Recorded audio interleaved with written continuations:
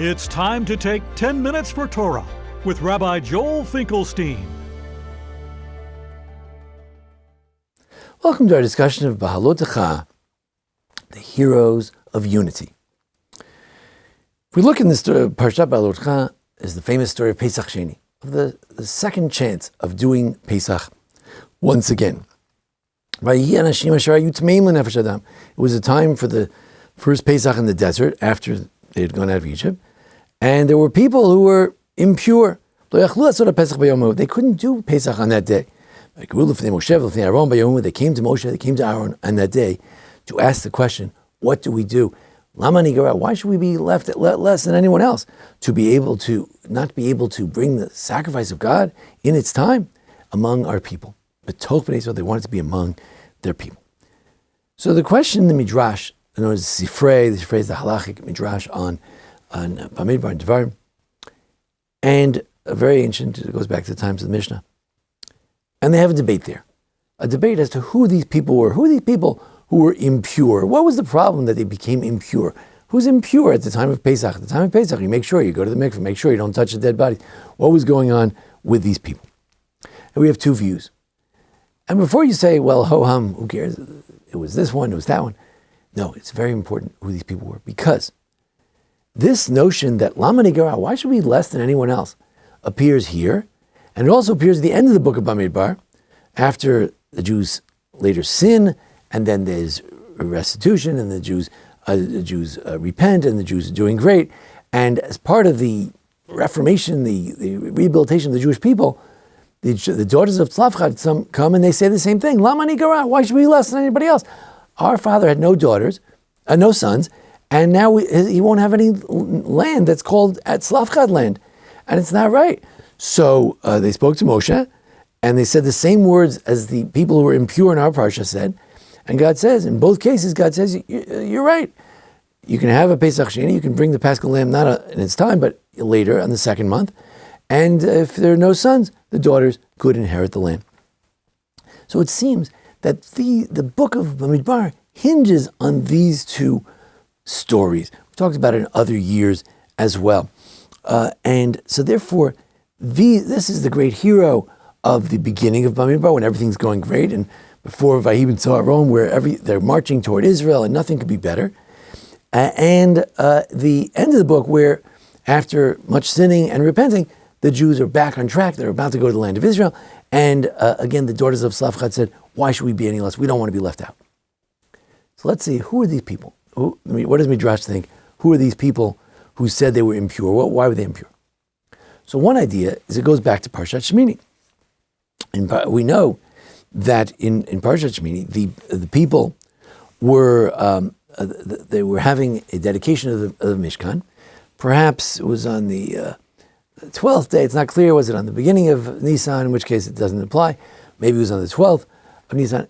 Anyway, it was somehow near Pesach, and the sons of Nadav and Avihu, in the middle of this grand ceremony where the fire came down from heaven, everyone was screaming, everyone was praising God. By Yaronu, they were singing, and it was the most exalted moment of Jewish history, certainly of Tanakh, maybe even greater than Mount Sinai itself.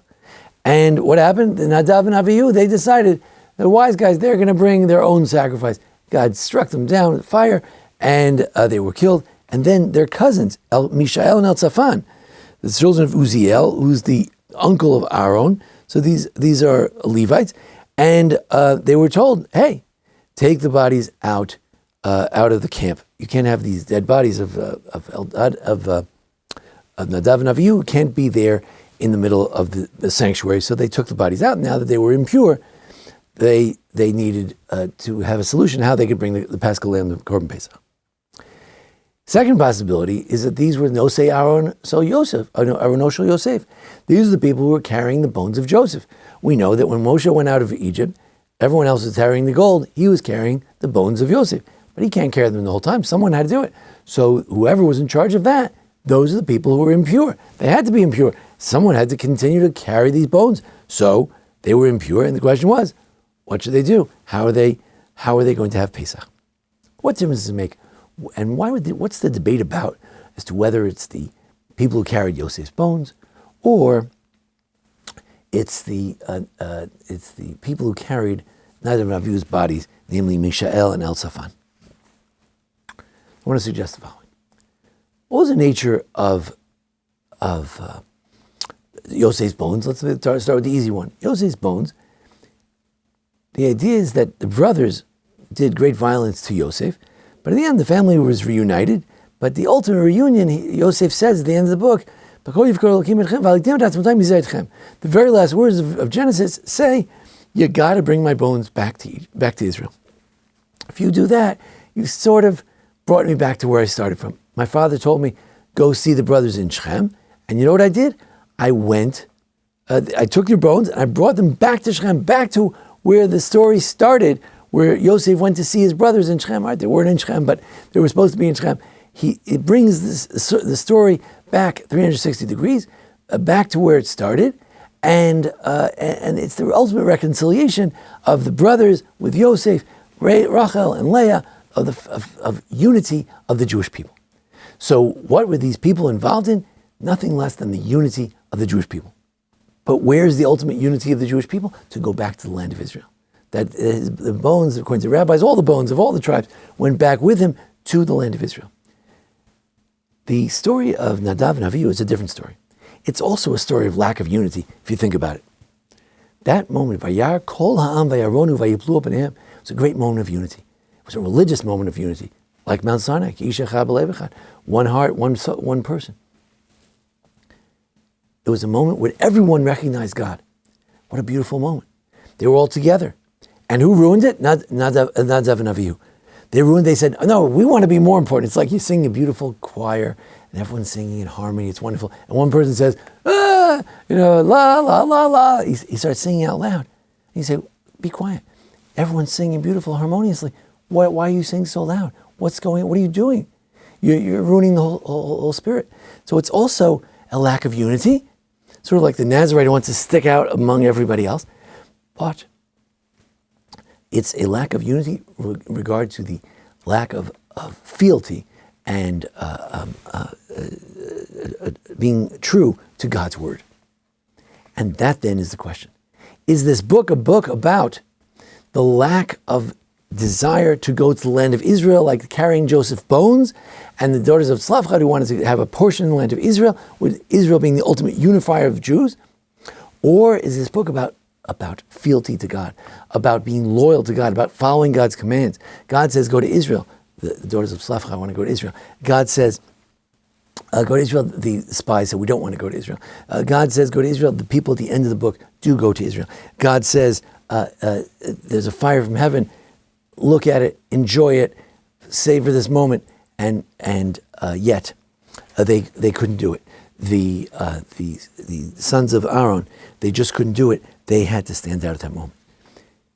As Jews, this notion of unity is not only the theme, apparently, of the book of Bamidbar, but it's such an important idea that those Jews who want to say, oh, Israel's not important, what do you mean? That's part of what unifies us as Jews.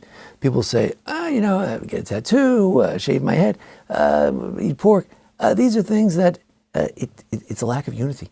It's a lack of identity with the Jewish people. The people who carried Joseph's bones understood that we have to all stick together, including Joseph. All the tribes have to stick together.